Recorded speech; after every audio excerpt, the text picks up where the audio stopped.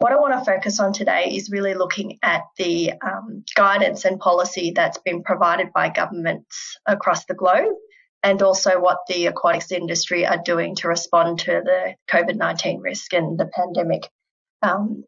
So as the pandemic has hit different countries, most aquatic facilities have been closed to manage that risk and minimise the transmission risk. And to name a few of the countries that have done this: Australia, China, Denmark, England, France, to name a few, but this list is by no means exhaustive. There have been quite a number of industry challenges in dealing with aquatic facility closures, some of which have been touched on. Maintaining the aquatic facilities and minimising both the short and the long-term impacts on infrastructure have been challenging for the industry, particularly some of the feedback we've got from the industry here in Australia, and also maintaining the water quality over prolonged shutdown periods. Some of these facilities have never really shut down, so they've continued to operate every day, every year. So the management of pathogens from biofilms, stagnant water, and also the Legionella risk, as Isabella mentioned earlier, is a key issue. The industry has provided guidance to support aquatic facilities, PUTAG, US CDC, and also Water Research Australia here in Australia, to name a few.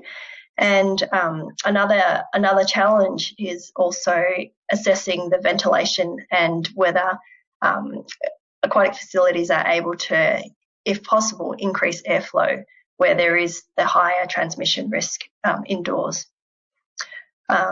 One challenge that we didn't really think of, that the industry pointed out to us, is that they're facing personnel and staffing issues, in that most of the workforce that they hire is transient, and with prolonged shutdown they have lost a lot of their staff and the specialised skills that these staff possess. So how can aquatic facilities manage the potential spread of COVID-19? Most governments have reopening requirements with, at a minimum, the compliance with water quality requirements that are existing.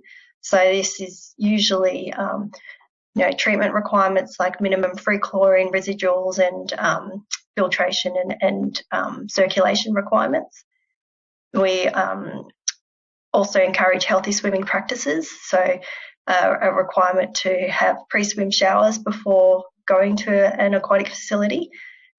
Ill swimmer exclusion policies, so if you're ill, not to go swimming, and not to go swimming for a couple of weeks if you've got cold or flu symptoms, or if you've experienced diarrhoea.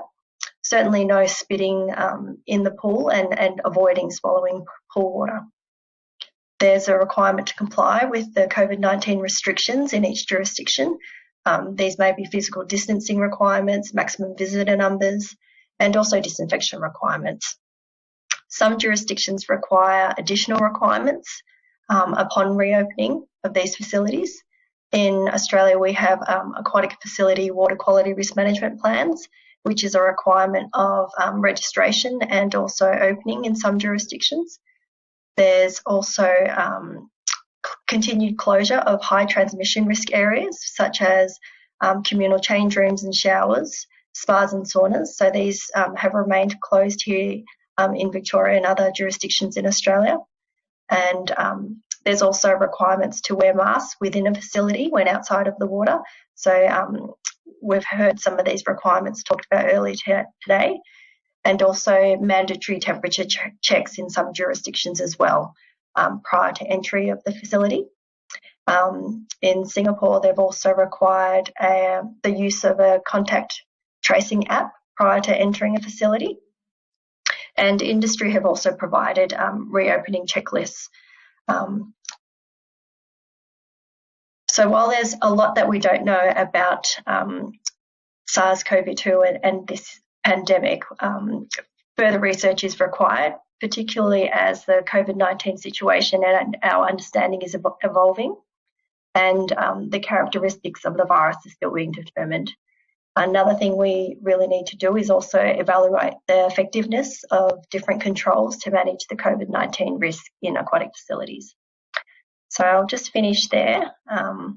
So thank you once again for your time, and I will stop sharing my screen.